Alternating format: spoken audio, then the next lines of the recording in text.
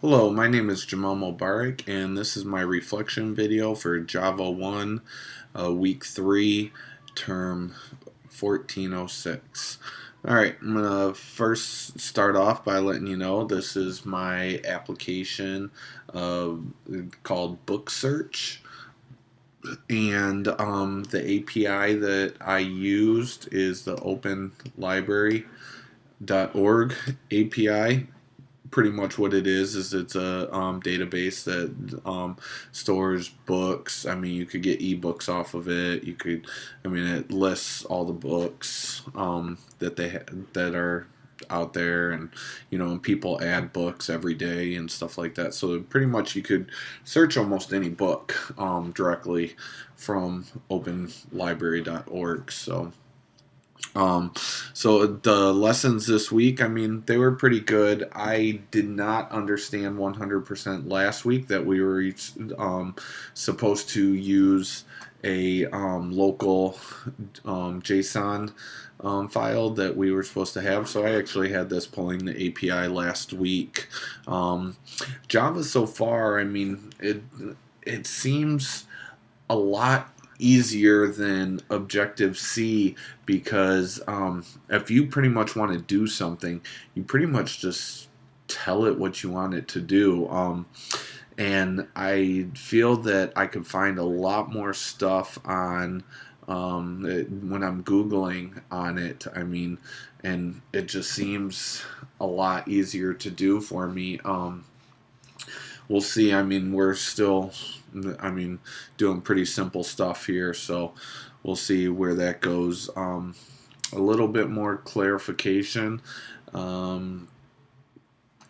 This week, I feel that the one thing that I did have trouble with, and I could use a little bit more clarification, is I mean, obviously I'm getting my JSON data. I'm reading my JSON data, all that stuff. The one problem that I did have is saving my searches, my JSON APIs that I'm pulling, saving it to local data for when I don't have any network activity to offline my offline data. So I didn't really get to figure that out. Everything that I looked up on it was telling me that I need to use a different program in order to store the data when I just wanted to store it local. There were, I mean, one of the programs we used previous cloud. It was cloud something, I don't remember, but it was pretty much so. That part of it I did not get done. So real quick, I'm going to go through my code just to show you what I did. Pretty much the same app as last week. One thing that I did do is I went through here. Mr. Story said that I should have my my text edit on the same line as my search button. So I pretty much took that and I brought it into the nested layout with my button and my little search image view. So that put it on the same line, which gave me more space for my search results. So I went ahead and did that. Besides that, what I did is I brought in a detail view, which on the detail view, pretty much all it does is it, when I select a book, it brings up a separate detail view that has the cover of the book on.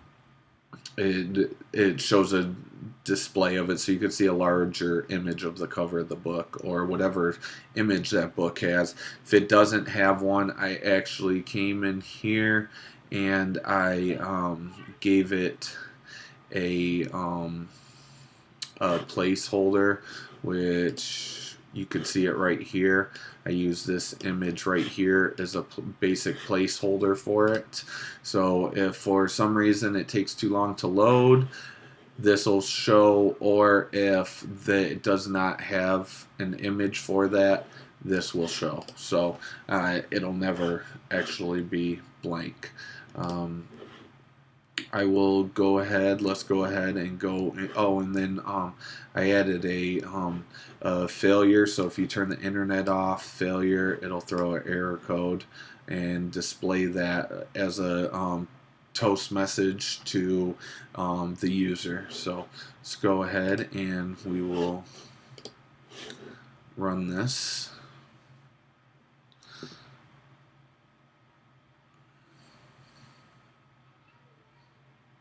Alright, welcome back, Jamal. The first time you use that, it'll actually ask you for your name. Every time after, it actually just tells you welcome back. So we'll go ahead, search by title. We'll type in here the Hunger Games. And the API actually, how I did it, you can see it here. This is my URL for my API, and it pretty much leaves this open string. So when I type this in, what it does is it'll every word is separated by a plus, and that's how it does the search. So I could actually just put a space and put the author too if I wanted to. Just so you know that. So we'll go ahead and hit search.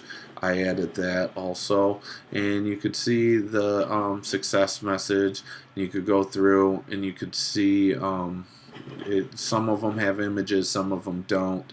This is a temporary image. If something is taking longer to load, it's there temporarily. So we'll go ahead. You have selected a book, and then it goes over to my detail view. That disappears, and it shows a larger image of the book. So pretty much that is my